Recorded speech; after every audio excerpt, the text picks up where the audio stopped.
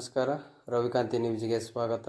ಮಾಜಿ ಮುಖ್ಯಮಂತ್ರಿ ಯಡಿಯೂರಪ್ಪರವರ ಅಭಿಮಾನೋತ್ಸವ ಕಾರ್ಯಕ್ರಮ ಉದ್ಘಾಟಿಸಿ ಮಾತನಾಡಿದ ಅಮಿತ್ ಶಾಜಿಯವರು, चिंता मत करिए, मोदी जी है ना, ये स्मारक हम जरूर बनाएंगे और यही भूमि पर।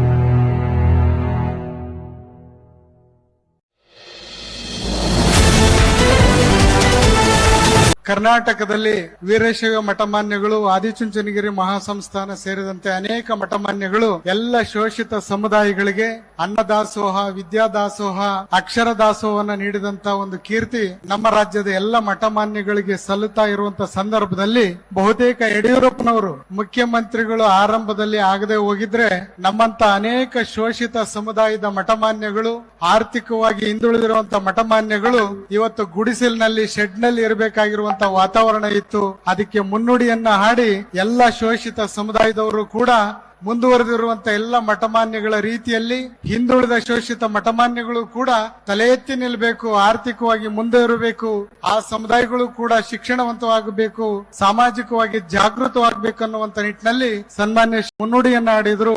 ಆ ಒಂದು ಪರಿಣಾಮವಾಗಿ ಇವತ್ತು ಎಲ್ಲ ಹಿಂದುಳಿದ ಶೋಷಿತ ಸಮುದಾಯದ ಮಠಮಾನ್ಯಗಳು ಬಹಳ ಪ್ರಬಲವಾಗಿ ಆರ್ಥಿಕವಾಗಿ, ರಾಜಕೀಯವಾಗಿ ಸಮಾಜವನ್ನ ಕಟ್ಟುವಂತ ಕೆಲಸವನ್ನ ಪ್ರಾಮಾಣಿಕವಾಗಿ ಮಾಡ್ತಾ ಇದ್ದಾವೆ. ಅದಕ್ಕೆ ನಮ್ಮೆಲ್ಲರ ಪ್ರೀತಿಯ ಅಭಿಮಾನ ಪೂರ್ವಕ ಇಲ್ಲಿ ಬಹಳಷ್ಟು ಜನ ಕುಳಿತಿದ್ದೀರಿ. ನಿಮ್ಮೆಲ್ಲರೂ ಕೂಡ ಬಹಳಷ್ಟು ಜನ ಹಿಂದುಳಿದ ಶೋಷಿತ ದಲಿತ ಸಮುದಾಯದಿಂದಲೇ ಯಡಿಯೂರಪ್ಪನವರಿಗೆ ಆಶೀರ್ವಾದ ಮಾಡ್ಲಿಕ್ಕೆ ಬಂದಿದ್ದೀರಿ ಅಂತ ಹೇಳಿ ನನಗೆ ಅನಿಸ್ತಾ ಇದೆ. ಇಂತಹ ಸಂದರ್ಭದಲ್ಲಿ ಯಡಿಯೂರಪ್ಪನವರಿಗೆ ಆರೋಗ್ಯ, ಆಯುಷು, ದೀರ್ಘಕಾಲ ಅವರು ಈ ರಾಜ್ಯದ ಸೇವೆಯನ್ನು ಮಾಡುವಂತ ಕಾರ್ಯವನ್ನ ನೀಡಲಿ ಅನ್ನುವಂತ ಮಾತನ್ನು ಈ ಸಂದರ್ಭದಲ್ಲಿ ವ್ಯಕ್ತಪಡಿಸಿ,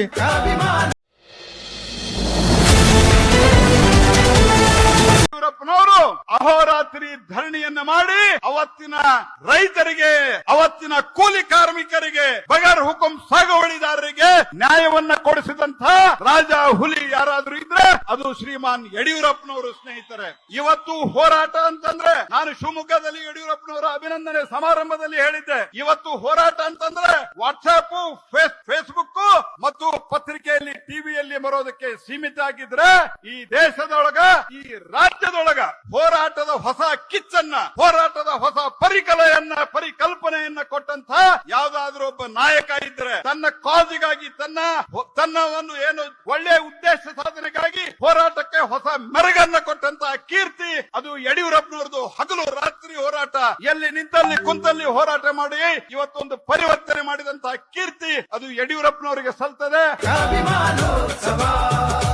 ಯಡಿಯೂರಪ್ಪಾಜಿ